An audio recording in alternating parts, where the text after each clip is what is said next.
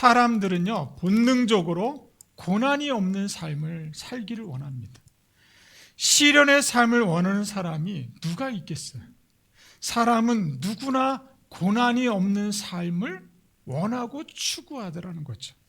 원하든 원하지 않든 간에 모두가 피하고 싶은 것이 풍랑이에요. 풍랑. 나 풍랑 좋아, 풍랑 한번 맞아보고 싶어 라는 사람은 아무도 없다라는 거예요. 그러나 우리의 삶에는 비바람이 있습니다. 때로는 감당하기 힘든 어려운 일들이 갑자기 막 찾아와요. 아무리 용맹한 장수라 할지라도요, 전쟁터에 나가서 위기를 맞을 수 있다라는 거예요. 신앙은 비바람을 뚫고 전진하는 것입니다. 믿음은요, 퇴보하는 것이 아니라 전진하는 거예요. 십자가 단단히 붙잡고 풍랑의 시간을 견뎌내야 할 줄로 믿습니다. 여러분, 그리스도인들도 마찬가지예요. 그리스도인들도 예수님과 함께 살면 고난이 없는 삶을 기대하는 것 같아요. 예수님이 나와 함께하면 나는 어려움이 없는 것 같아 라는 것을 은근히 이야기하고 기대하는 것 같아요.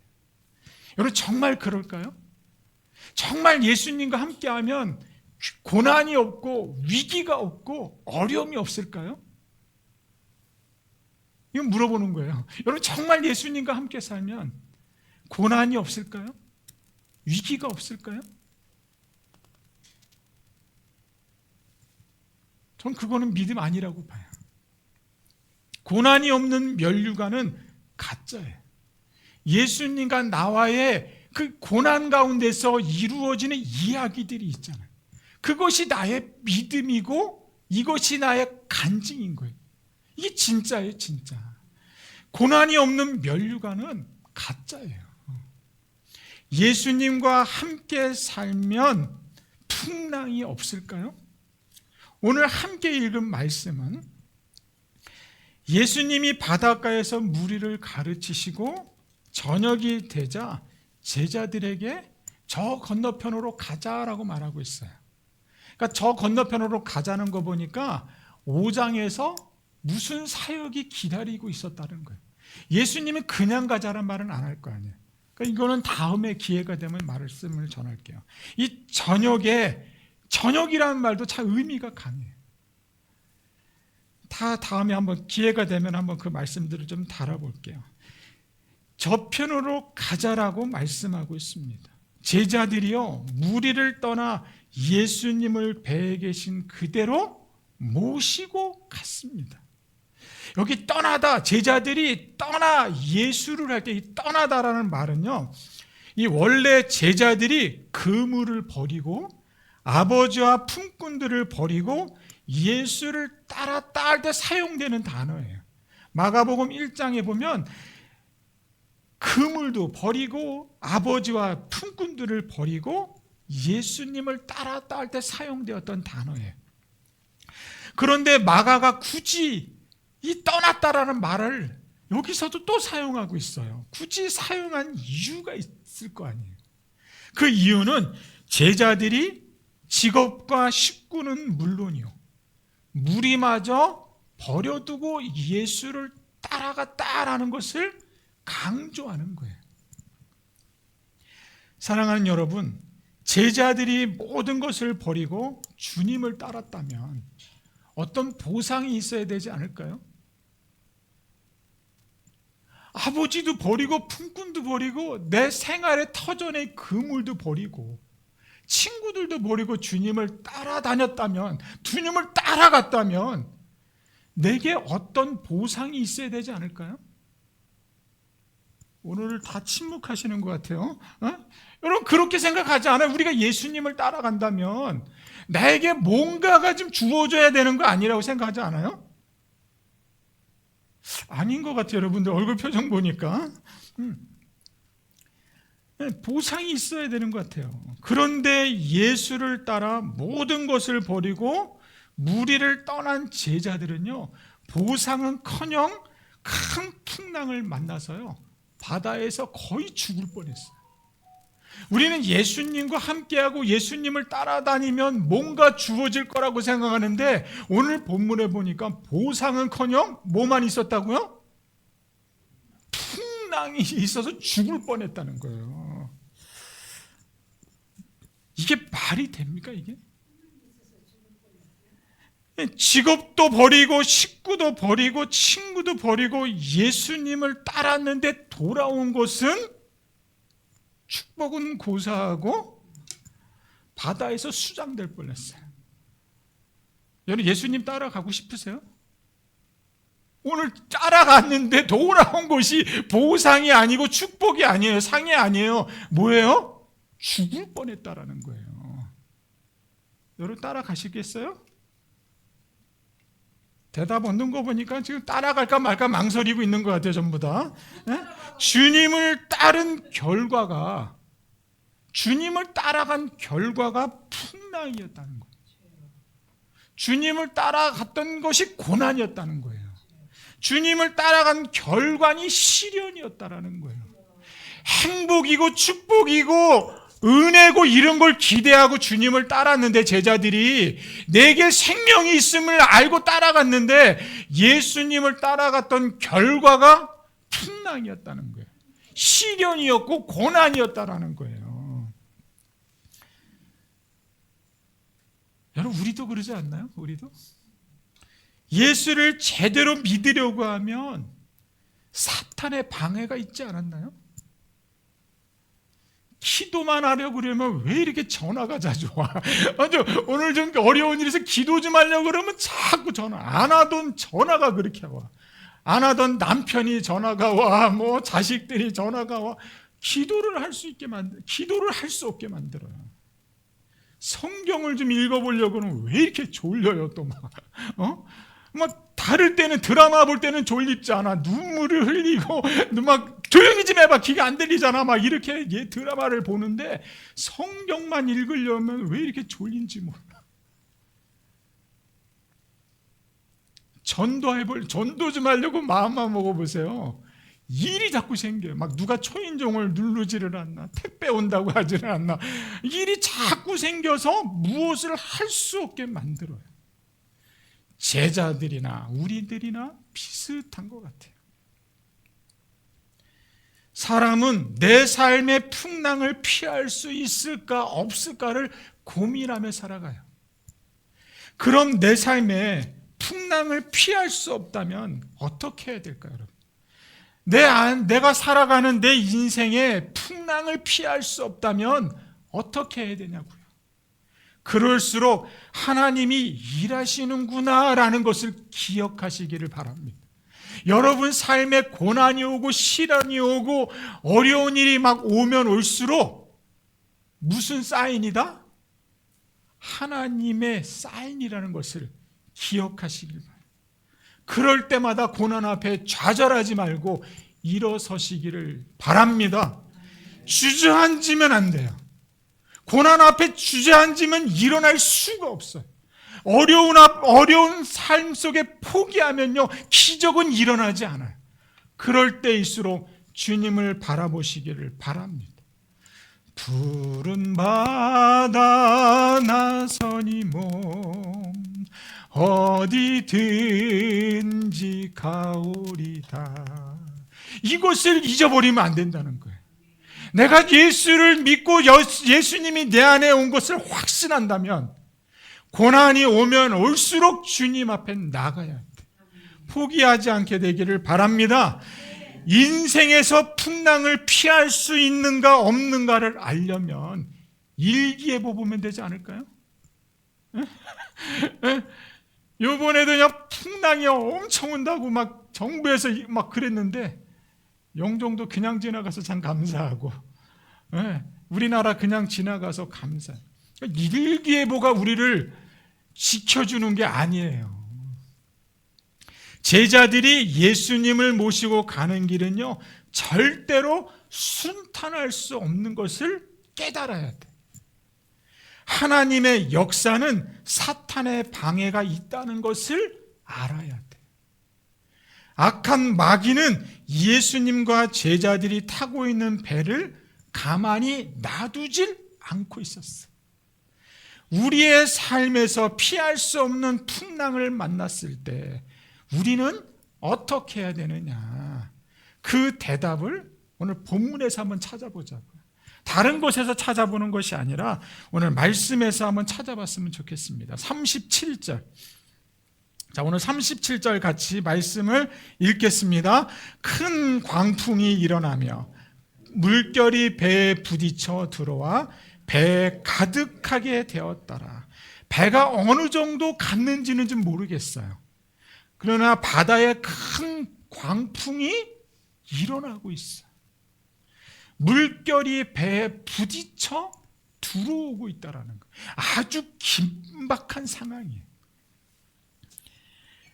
예수님과 제자들이 탄 배는 심각한 위기에 봉착되어 있어요.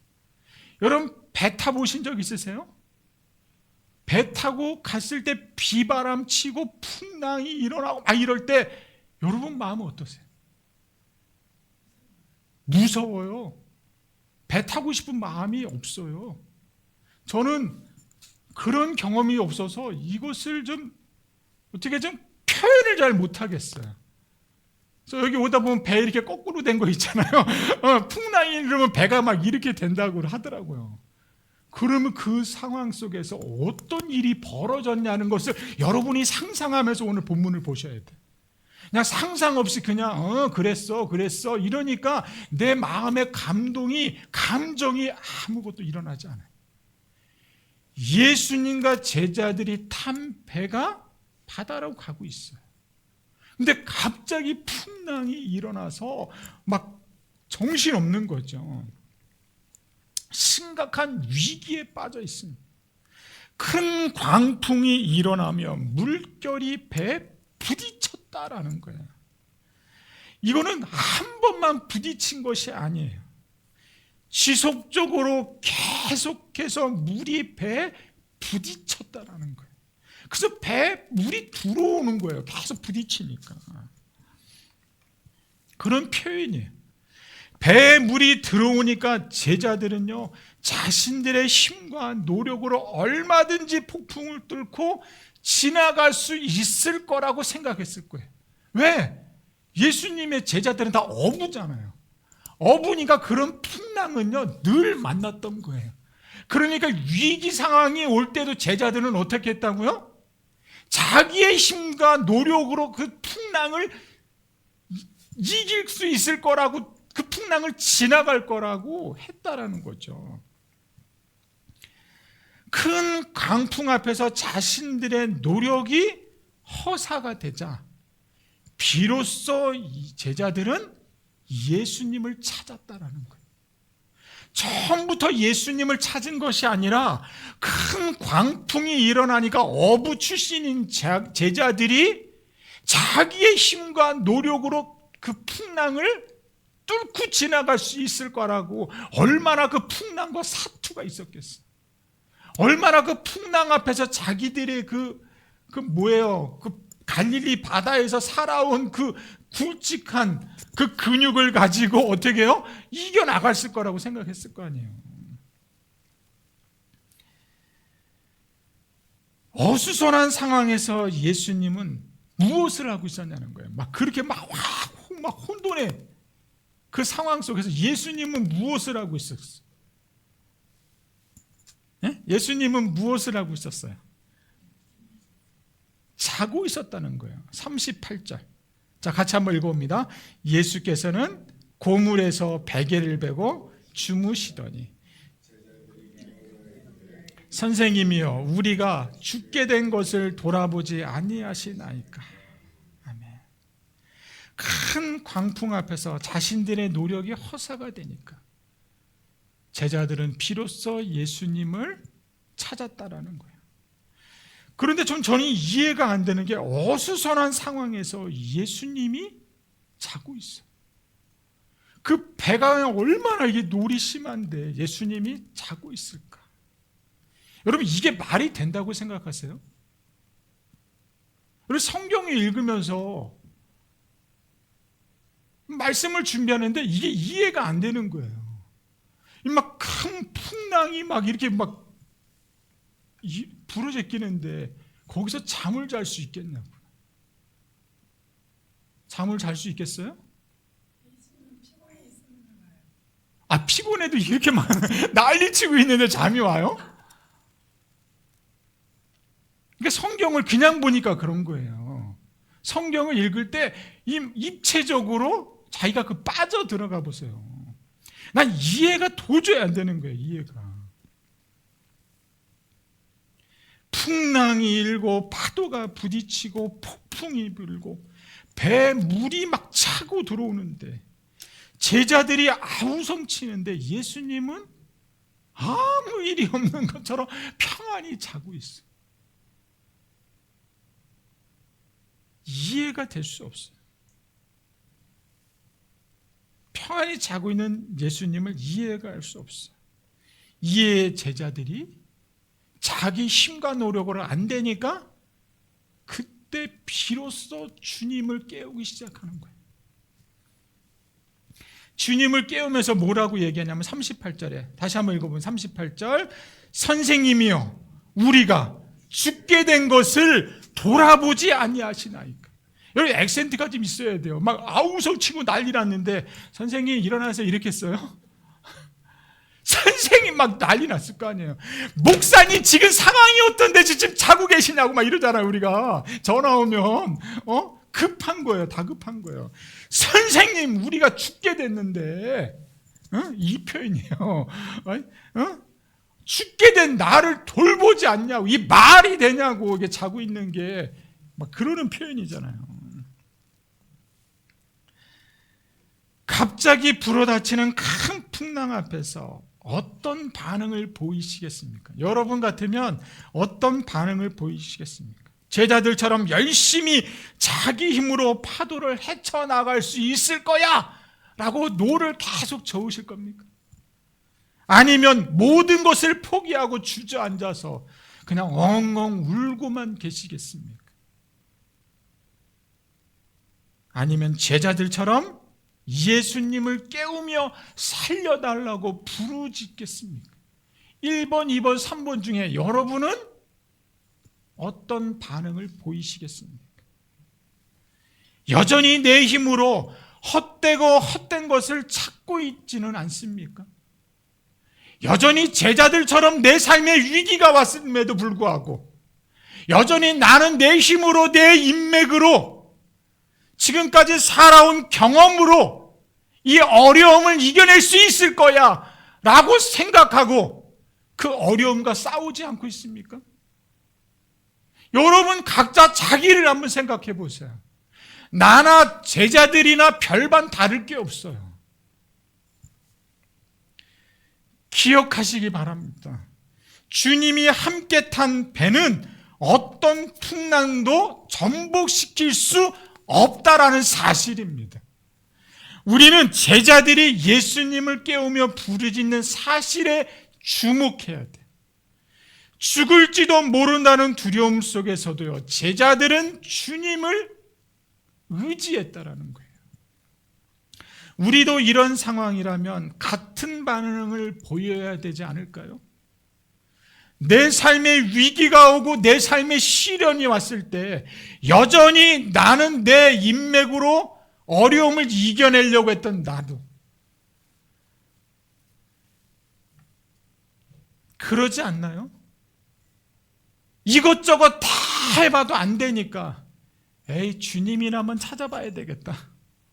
제자들이 비로소 예수님을 찾은 것처럼 우리들도 그러지 않나요? 일단은 예수님을 먼저 찾는 게 아니라 내 경험을 가지고 먼저 이야기하려고 그러고 나의 인맥을 가지고 무엇을 풀어보려고 하고 예수님은 항상 생각이 나지를 않아. 이것 방법 이 방법 다 써도 안 되니까 뭐라고 그러세요? 예수님께 기도나 한번 해야 되겠네. 목사님께 전화나 해야 되겠어. 기도원이나 가야 되겠어. 여러분 그렇지 않나요? 긴박한 상황에도 베개를 베고 주무시는 주님의 모습을 상상해 보세요. 38절 다시 한번 읽어보세요. 38절 시작. 예수께서는 고물에서 베개를 베고 주무셨더래. 제자들이 깨우며 이르되 선생님이여 우리가 죽게 된 것을 돌아보지 아니하시나이까. 제자들의 불평은 오늘날 우리의 불평과 똑같아요. 폭풍이 우리에게 밀려오는데 주님 왜 잠잠하고 계십니까? 내 삶에 시련이 오는데 주님은 도대체 뭐하고 계셨어요? 우리의 집이, 나의 자녀들이, 내 사업이 잘 안 되는데 주님은 도대체 뭐하고 계셨냐고. 주님은 살아계시긴 하시냐고. 원망과 불평을 하는 모습이 제자들과 우리의 모습과 너무 닮은 것 같아요. 우리가 기억해야 할 것은 제자들이 부르짖었다는 사실이에요. 제자들이 울부짖으며 깨우는 소리에 잠을 깨신 주님이 뭐라고 말씀하고 있는지 39절 한번 읽어봅니다. 같이 읽겠습니다. 예수께서 깨어 바람을 꾸짖으시며 바다더러 이르시되 잠잠하라 고요하라 하시니 바람이 그치고 아주 잔잔하여 졌느니라. 아멘. 여러분, 이런 말을 누가 할 수 있을까요?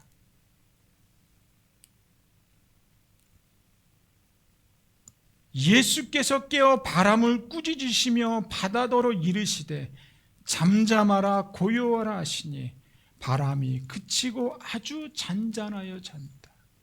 이거 누가 할 수 있는 거예요? 네? 이런 명령을 할 수 있는 사람이 누구냐고요? 창조자예요, 창조자. 창조자가 아니면 이런 말을 할 수가 없는 거예요. 창세기 1장에 보면 하나님이 창조하실 때 말씀대로 그대로 되니라. 창조자만이 내가 만든 피조 세계를 지시할 수 있고 조종할 수 있는 거예요.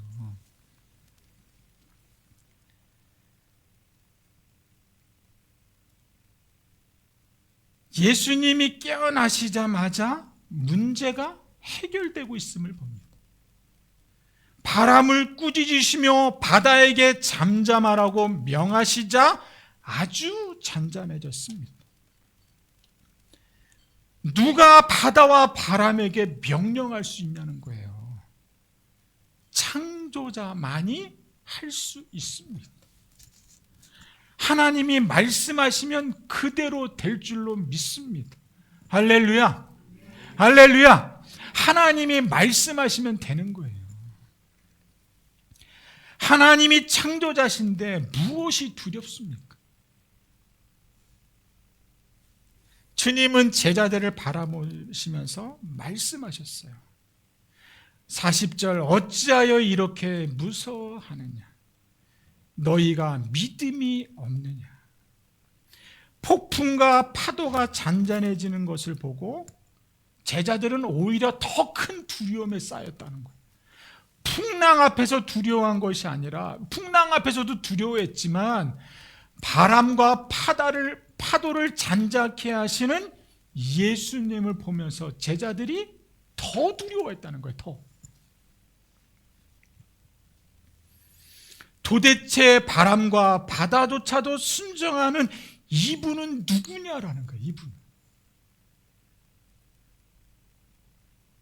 제자들은 배에 함께 타신 분이 누구인지를 몰랐다는 거예요. 이게 중요해요. 오늘 핵심 포인트. 바람과 파도를 잔잔케 할 수 있는 창조자랑 함께 배에 타고 있었다면 제자들이 두려워할 이유가 없었다는 거예요. 비로소 주님을 깨울 필요가 없었던 거예요. 예수님이 누구신지 모르면 아무 능력이 나타나지 않아요. 제자들은 예수님을 데리고, 이게 모시고 갔다라는 거라고, 헬라어 표현을 보면 예수님을 데리고 갔다라는 거, 데리고. 제자들은 예수님을 데리고 다니다가 위급할 때가 되면 살려달라는 거예요. 살려달라고. 선생님, 우리가 지금 죽게 되어 있다라는 거예요. 자신들의 필요를 채워주는 분으로만 생각하는 거예요. 여러분, 우리 이렇게 자기 본문을 보면서 나는 예수님을 어떻게 생각하고 있고 나는 그 예수님을 어떻게 받아들이고 있느냐를 자기 점검을 해보셔야 돼요. 예수님과 함께 사는 인생이 아니라 여전히 예수님이 내 삶의 밖에 있는 사람들은 예수님과 함께 있지 못하는 거예요. 위기가 올 때만 예수님 찾아서 나 살려주세요, 나 살려달라고 하는 사람들은 예수님을 그냥 대상처럼만 생각하는 거예요. 예수님이 늘 나와 함께 있으면 어려움이 오거나 시련이 오거나 위기가 왔을 때 그 일을 풀을 수 있는 분이 창조자이신 예수님이시라는 걸 알면 그분 앞에 나아가겠죠. 내 삶의 두려움이 사라지고 위기가 변하여 기회가 된다는 것을 확신하니까 오히려 염려할 이유가 없는 거예요. 그러나 나는 예수님을 그냥 내 필요 조건에 들어주시는 분이라고 생각하고 신앙생활하는 사람들은 주님과 함께 동행할 수가 없는 거예요. 말씀과 기도로 길을 걷는 사람이 아닌 거예요. 우리는 어떻습니까? 저와 여러분들은 어떠시냐고요? 늘 예수님과 함께 계십니까? 나는 예수님은 내 안에, 나는 예수님 안에. 성경이 다 그런 걸 얘기하고 있어요. 내가 예수님 안에 있으니까 내 믿음이 없는 거예요. 예수님의 믿음으로 내가 살아가는 거예요. 갈라디아 2장 20절 십자가에 죽었다는 말은 나는 이미 없고 예수님 안에서 죽어 있으니까 예수님과 함께 내가 살아가고 있는 거예요. 그러니까 비로소 예수님을 찾는 게 아니라 내 안에 예수님이 계시니까 위기가 오면 올수록 시련이 오면 올수록 이것은 하나님이 주신 사인이구나 라는 것을 캐치하는 거예요. 그리고 십자가 앞에 나아가는 거예요. 푸른 바다 나서니 몸 어디든지 가오리다. 그런 믿음의 고백이 되는 거예요. 그러나 예수님이 내 안에 없고 내가 필요할 때만 그분을 사용하는 분으로만 대상으로만 생각하니까 여전히 내 힘과 내 경험과 내 인맥으로 세상을 살아가려고 하니까 이길 수 있는 힘이 나오질 않는 거예요. 우리 예수님 붙잡읍시다. 예수님 내 안에 사시고 계심을 믿읍시다. 예수님을 다시 내 마음에 영접할 수 있는 여러분이 되시기를 주님의 이름으로 축복합니다. 예수님이 누구신지 모르면 내 삶이 항상 불안하고 두려운 거예요. 예수님이 나의 아버지인 줄도 모르고 살아가니까 늘 불안한 거예요. 자녀들은요, 엄마만 있으면 불안해하지 않아요. 엄마와 함께 있으면 어떤 위기가 와도 자녀들은 불안해하지 않아요. 그러나 자기들 눈에 부모님, 엄마가 보여지지 않는 순간 아이들은 불안해서 부르고 찾게 되는 거예요. 이 동일한 원리입니다. 동일한 원리. 내 삶의 주님이 이 세상을 창조하신 전능하신 하나님을 내가 믿고 그분이 내 안에 있는데 내가 무엇을 두려워할 수 있겠습니까? 여러분 무엇 때문에 그렇게 두려워하세요? 여러분 무엇 때문에 그렇게 염려하세요? 여러분 여전히 세상의 방식으로 살려고 하면 더 어려워지고 힘들어지는 거 아시잖아요. 지금까지 신앙생활 해오면서 하나님과 나와의 그 간증들이 있잖아요. 그 간증들을 가지고 어려움이 있을 때마다 그것을 기억하고 그 말씀대로 살아가야 될 내가 그것을 자꾸 잊어버리니까 어떻게 해요? 자꾸 염려하고 갈짓자처럼 이리저리 방황하게 살게 되는 거예요. 하나님이 여러분의 아버지이심을 믿습니다. 그분이 여러분을 창조하신 분이에요. 그분만 있으면 위기가 변하여 기회가 되는 겁니다. 그 예수님을 나의 아버지로 영접하는 저와 여러분이 되시기를 축복합니다. 나와 함께 하시는 분이 창조자이신 예수님인 것을 이제야 깨달았다는 거예요. 이제야. 예수님과 함께 있어도 그것을 깨닫지 못했던 제자들이 이분이 누구신가 하는 것을 깨닫기 시작한 거예요. 깨달으니까 주님 앞에 목숨을 걸 수 있는 거예요. 주님이 타고 가시는 배는 그 어떤 풍랑도 전복시킬 수 없다라는 것을 이제야 깨달았습니다. 우리도 이 사실을 깨닫게 되기를 바랍니다. 주님을 모시고 가는 우리의 배가 풍랑을 만나도 우리는 풍랑 속에서 자유할 수 있습니다. 모진 풍랑 속에서도 모진 시련 속에서도 죽음을 두려워하지 맙시다. 두려움을 안고 살아가는 사람들을 주님께 인도할 수 있는 저와 여러분이 되시기를 축복합니다. 우리의 삶이 아무리 힘들어도 주님을 기억합시다. 여전히 주님은 우리와 함께하기를 원하십니다. 그 주님을 신뢰하고 승리하는 저와 여러분이 되시기를 축복합니다. 할렐루야. 우리는 본질을 놓쳐서는 안 돼요. 예수님을 붙잡으면, 예수님을 깨우면 망하지 않습니다.